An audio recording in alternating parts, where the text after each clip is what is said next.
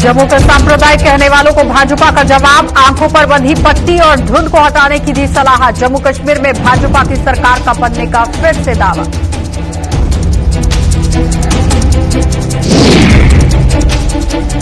अपने आप को जम्मू कश्मीर का झंडा दरार मानने वाले सियासी दलों पर भड़की अपनी पार्टी। बुखारी ने आवाम को मायूस करने और हकों की आवाज न उठाने का लगाया आरोप।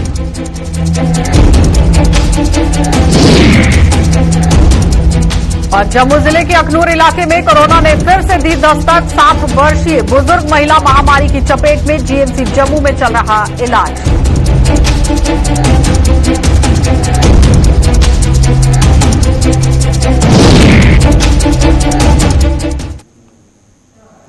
नमस्कार, बुलेटिन में आपका स्वागत है। मैं हूं आपके साथ आशा सरमाल। चलिए शुरुआत करते हैं बुलेटिन की। भारतीय जनता पार्टी ने जम्मू के लोगों को सांप्रदायिक करार देने वाले सियासी दलों को करारा जवाब दिया है। भाजपा का कहना है कि जम्मू सूबे में हिंदू, मुस्लिम, सिख और ईसाई हर वर्ग के लोग रहते हैं, जबकि कश्मीर में मात्र एक ही वर्ग के लोग बसे हुए हैं। और यही वजह है कि जम्मू से जम्मू कश्मीर के हितों की आवाज उठती है तो उसे सांप्रदायिक के साथ जोड़ दिया जाता है। सांबा में आज भाजपा द्वारा आयोजित एक रैली को संबोधित करने के बाद पार्टी के वरिष्ठ नेता देवेंद्र सिंह राणा ने कहा कि ऐसे आरोप लगाने वाले सियासी दलों की आंखों पर पर्दा पड़ा हुआ है, जिन्हें आज समझ लेना चाहिए कि जम्मू अब उठ खड़ा हुआ है और आने वाले समय में जम्मू कश्मीर में सरकार भी भाजपा की ही होगी। और दूसरी ओर भाजपा के प्रदेश उपाध्यक्ष सुरजीत सिंह सलाथिया ने भी कहा कि इतिहास गवाह है कि जम्मू के लोग देशभक्त हैं और यहां के वीरों ने सरहदों की रक्षा के लिए अपनी कुर्बानियां दी थी। कि जब जम्मू संभाग ही जम्मू कश्मीर का एक ऐसा हिस्सा है जिसमें हर वर्ग के लोग हैं, हिंदू हैं, मुसलमान हैं, सिख हैं, ईसाई हैं। अनफॉर्चुनेटली, बदकिस्मती से कश्मीर में केवल और केवल सिर्फ एक ही वर्ग के लोग रहते हैं। तो अगर जम्मू से कोई आवाज जम्मू कश्मीर की निकलती है वो कम्युनल नहीं हो सकती। जो ये लोग कह रहे हैं उनकी नजरों पर पर्दा पड़ा हुआ है और कहीं न कहीं धुंध छाई हुई है। अब जम्मू उठा है, जम्मू की आवाज होगी, जम्मू से जम्मू कश्मीर की आवाज निकलेगी। हम सबको साथ लेके चलेंगे, हर वर्ग को साथ लेके चलेंगे, हर हिस्से को साथ ले, हर खित्ते को, हर सब खित्ते को साथ लेके। आने वाली सरकार जो है माता वैष्णो देवी की कृपा से भाजपा की जम्मू कश्मीर में बनेगी और एक नई इतिहास लिखा जाएगा। जम्मू को जम्मू का हक मिलेगा, जम्मू के हर वर्ग को हक मिलेगा, जम्मू संभाग के हर, जम्मू डिवीजन के हर वर्ग को अपना हिस्सा मिलेगा, कश्मीर को अपना हिस्सा मिलेगा, जम्मू को भी अपना हिस्सा मिलेगा और जम्मू के लोगों का विकास होगा, जम्मू के लोगों की बेहतरी होगी, जम्मू के लोगों को जराए मिलेंगे नौकरी के और आगे बढ़ने के। अब सवाल इस बात का कि हम कहाँ का, हम तो हमेशा देशभक्त रहे हैं। देखिए, आप हिस्ट्री देखिए, जिस धरती पे खड़े हैं, यहाँ के मान सबूतों ने इस देश को बचाने के लिए सरहदों पे खून दिया है और इस भारत को एकता के लिए काम किया है। और हमारे यहाँ वीरों ने, मैं उस धरती से पैदा हुआ हूँ जहाँ ब्रिगेडियर राजेंद्र सिंह जी जो हैं, यहाँ प्रेमनाथ डोगरा जी हैं। मैं उस धरती और उस कॉन्स्टिट्यूंसी को रिप्रेजेंट करता हूँ। तो जम्मू कश्मीर को केंद्र शासित प्रदेश में बदलने और यहां से धारा 370 और 35A को हटाने पर कड़ा ऐतराज जताते हुए अपनी पार्टी ने उन सियासी दलों को भी आड़े हाथों लिया है जो पिछले 7 दशकों से अपने आप को जम्मू कश्मीर का झंडाबरदार मानती रही। और पुंछ में आज अपनी पार्टी के सदर जो अल्ताफ बुखारी हैं, इन्होंने एक रैली को संबोधित करते हुए नेशनल कॉन्फ्रेंस और पीडीपी का नाम लिए बिना यहां दोनों पार्टियों को खड़ी खुड्डी सुना दी है। बुखारी ने कहा कि जम्मू कश्मीर के आवाम को ये विश्वास था कि ये दोनों दल केंद्र सरकार के इस फैसले के खिलाफ एक बड़ा जन आंदोलन शुरू करेंगे, लेकिन इन दोनों दलों के नेता जब नजरबंद कर दिए गए तो उन्होंने इसका ऐतराज जताना तक गवारा नहीं समझा, क्योंकि आवाज उठाने पर उनके खिलाफ कड़ी कार्रवाई हो सकती थी। पिछले 70 साल में हमें ये कहा गया था ये वो पुल है जिसे कभी भी कोई नहीं तोड़ सकेगा।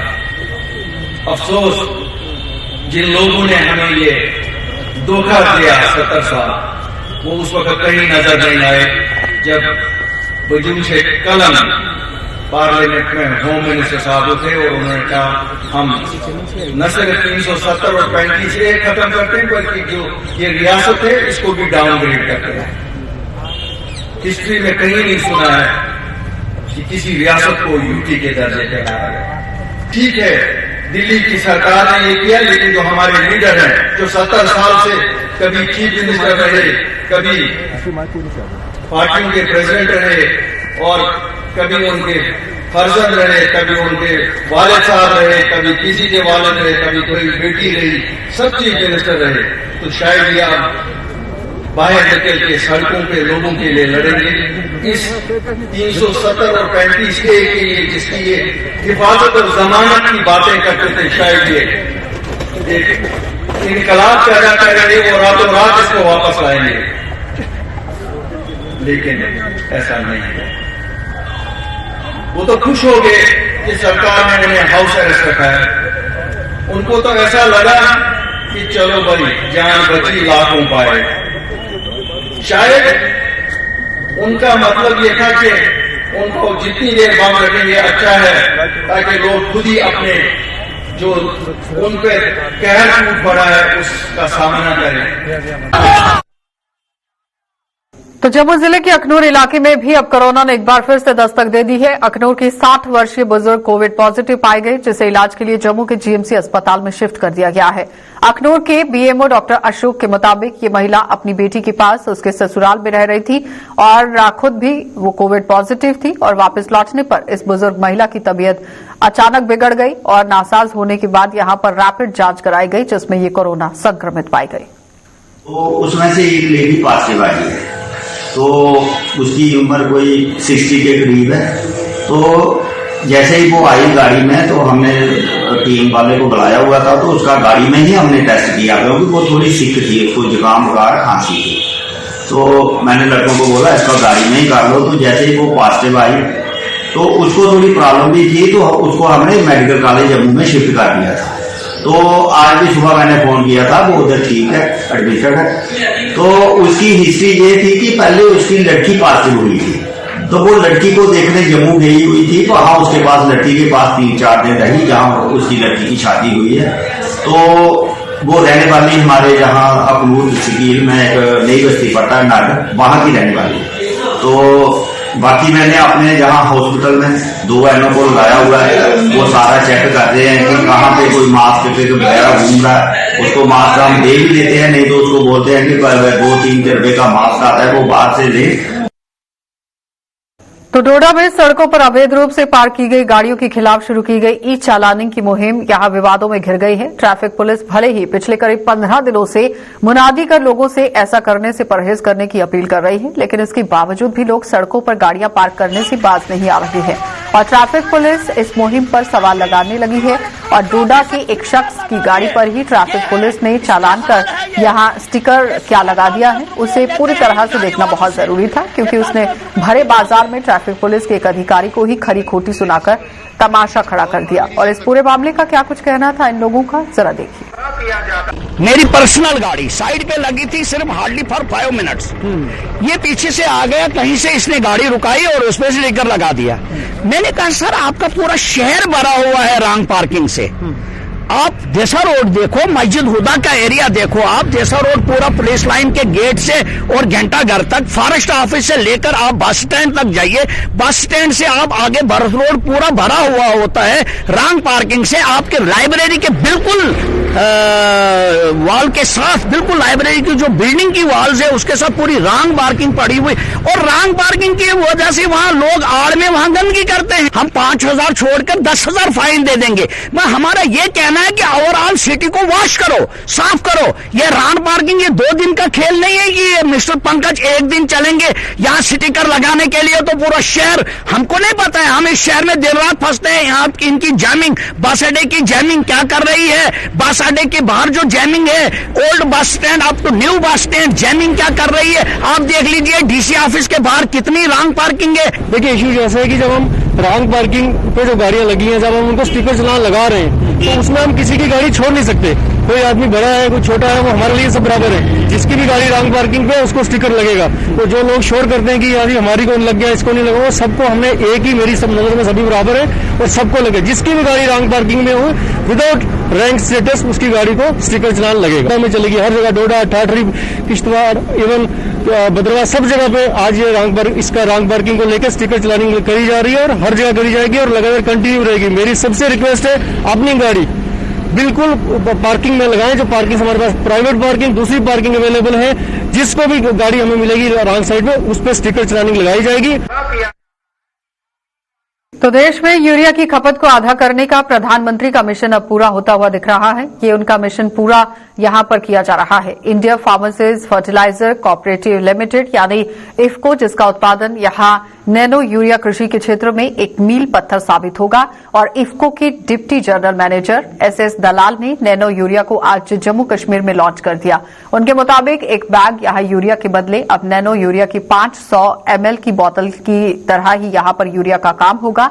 ml की ये बोतलों का इस्तेमाल होगा और ये उत्पाद पर्यावरण के अनुकूल तो है ही, और साथ ही साथ इसकी कीमत भी बेहद कम है और पहाड़ी इलाकों में इसकी ट्रांसपोर्टेशन भी काफी आसानी से हो पाती है। कि ये प्रोडक्ट, क्योंकि एक बैग यूरिया के बदले में एक बोतल 500 ml की ये नैनो यूरिया लिक्विड की काम करेगी, इसलिए इसको ले जाने लाने में बहुत ही आसानी है, जो कि पहाड़ी एरिया में बहुत ही दिक्कत का काम था।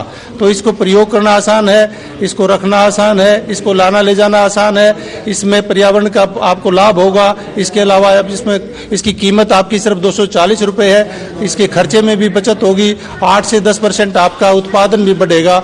और ये हमारे माननीय प्रधानमंत्री जी का भी मिशन है कि किस तरह से इस देश में यूरिया की खपत को आधा करना है। और माननीय प्रबंध निदेशक इफको एमडी के ये प्रयास हैं, जिसके कारण ये एक अद्भुत ये जो प्रोडक्ट है ये भारत के किसानों तक पहुंचा है। तो भाजपा के अल्पसंख्यक मोर्चा ने आज बारामूला के मालपुरा गांव में एक बैठक का आयोजन किया, जहां पर पार्टी कार्यकर्ताओं की नब्ज टटोली गई। वहीं लोगों को पेश आ रही समस्याएं सुनकर उन्हें प्रशासन तक पहुंचाने का आश्वासन भी दिया गया। मोर्चे के सचिव सौफी हमीद की अगुवाई में आयोजित इस बैठक में लोगों से विधानसभा चुनावों में अपने मत का इस्तेमाल सोच समझकर करने का आह्वान किया गया। इसके अलावा केंद्र सरकार द्वारा शुरू की गई जन कल्याण योजनाओं का प्रचार प्रसार भी किया गया। हमारा जो पार्टी का मेन एजेंडा है वो हम चाहते हैं कि लोगों तक पहुंचे, और जो 300 से प्लस स्कीमें हमारी गवर्नमेंट ने अभी लॉन्च की है, हम उसके बारे में इनको आगाही करें। और साथ में कुछ मसले भी थे, वहाँ मसाइल भी थे लोगों के, जिनके साथ हमारे स्टेट ऑफिस सेक्रेटरी ने बातचीत की। और हमारी इंशाल्लाह कोशिश रहेगी पूरी कि हम उनके जो जितने भी मुद्दे मकसद है मसाइल है वो हम हल करेंगे। तो बिश्नोहा के बरहोल गांव में आज अचानक आग की लपटें उठी और धुआं उठने से वहां पर सनसनी फैल गई। यहां एक विशेष समुदाय द्वारा जमा की गई पशुओं की पराली में आग लगने से ही आसपास के लोग भी सकते में आ गए और इसकी सूचना दमकल विभाग को दी गई। दमकल विभाग की गाड़ी ने मौके पर पहुंचकर आग पर काबू तो पाया, लेकिन तब तक बहुत देर हो चुकी थी। गनीमत ये रही कि ये आग आसपास बने हुए विशेष समुदाय की कुल्लों तक नहीं पहुंच पाई है। और इतना ही नहीं, जानी नुकसान फिलहाल कोई नहीं हुआ था और आग लगने के कारणों को पूरी तरह यहां खंगाला गया है, जिसमें शॉर्ट सर्किट बताया गया है। सारी पराड़िए के उपर तार जाती है 11,000 वोल्ट उपर कुछ बचिया तार पराड़ी अग लगी, 2 धड़ा 2 सड़ियां राख हुई है। उनका घट कोला घट भी मतलब 3 लाख का नुकसान हुई है। 30 नवंबर 2016 को पश्चिम बंगाल के सुखना इलाके में एक हेलीकॉप्टर हादसे में शहीद हुए मेजर अरविंद वजाला के परिवार व आरएसपुरा के लोगों के लिए आज एक दिन यहां पर बड़ी सौगात लेकर आया है। आरएसपुरा के government boys higher secondary school का नामकरण शहीद मेजर अरविंद वजाला के नाम पर रखा गया है और स्कूल परिसर में आज आयोजित एक कार्यक्रम के दौरान शहीद मेजर अरविंद के पिता थोरू राम और माता ने इस पूरी स्कूल का उद्घाटन जब हुआ है वहां पर आभार भी व्यक्त किया। खास बात ये रही कि उनके पिता ने इसी स्कूल के छात्र वो रह चुके हैं, यानी पढ़ाई यहां से की है, जो इस मौके पर भावुक हो उठे। आरएसपुरा के एसडीएम रामलाल व अन्य गणमान्य लोग भी इस मौके पर वहां मौजूद रहे। की बात है, हमारे बेटा ने पाए और उनका नाम जो हुआ है इनके नाम पे स्कूल का नाम चेंज और इससे ज्यादा दूसरी बात ये भी है और ज्यादा प्राउड है मेरे को, क्योंकि मेरी स्कूलिंग इसी स्कूल की है और इसी स्कूल का नाम मेरे बेटे के नाम पे हो रहा है। इससे ज्यादा और क्या है, बहुत ज्यादा प्राउड भी है और खुशी भी है। तो उनमें से एक जो boys higher secondary school RS Pura है जहाँ हम खड़े हैं, तो इस स्कूल का नाम गवर्नमेंट ने अप्रूवल देके तो मार्टियर जो शहीद हुए हैं मेजर अरविंद वजाला, तो 2016 में इन्होंने वेस्ट बंगाल में इन्होंने कंडीशन लेते हुए अपनी शहादत दी थी। तो इस सिलसिले में आज स्कूल का नाम है उनके नाम से रखा है। उनके पेरेंट्स को बुलाया हमने और उनके पेरेंट्स से हमने इनॉग्रेशन किया है। माँ और बाबू दोनों आए हैं। हम सब उनके एहसानमंद हैं, सारा देश उनका एहसानमंद है जिन्होंने देश को अपना बेटा दिया। चलिए बुलेटिन में फिलहाल इतना ही। देश और दुनिया की खबरों के लिए आप बने रहिए हमारे साथ।